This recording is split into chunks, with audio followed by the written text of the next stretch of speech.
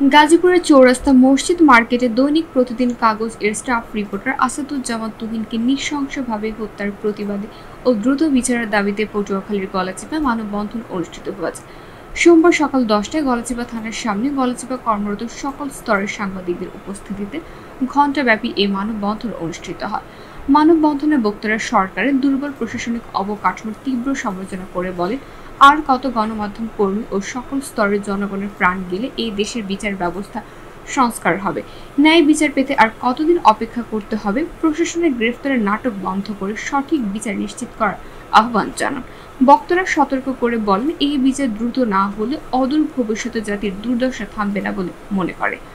মানববন্ধন ও অবস্থান কর্মসূচিতে বক্তারা সাংবাদিক নির্যাতন ও হত্যার দীর্ঘ ইতিহাস তুলে ধরে সাগর রুনি হত্যাকাণ্ড থেকে শুরু করে আজ অবধি অসংখ্য ঘটনার কোনোটিরও বিচার হয়নি উল্লেখ করেন। অবিলম্বে সাংবাদিক হত্যার বিচার নিশ্চিত না হলে তীব্র আন্দোলনের হুঁশিয়ারি দেন তারা। সাংবাদিক তুহিন হত্যার সাথে জড়িত সকল আসামি গ্রেফতার হলেও অতি দ্রুত বিচারের আইনের মামলা নিষ্পত্তির দাবি জানান, যেন সাগর রুনির বিচারের মতো না ঘটে। বিচারের নামে কোনো ধরনের বিতর্ক সাংবাদিকরা মেনে নেবে না বলে হুঁশিয়ারি দেন তারা।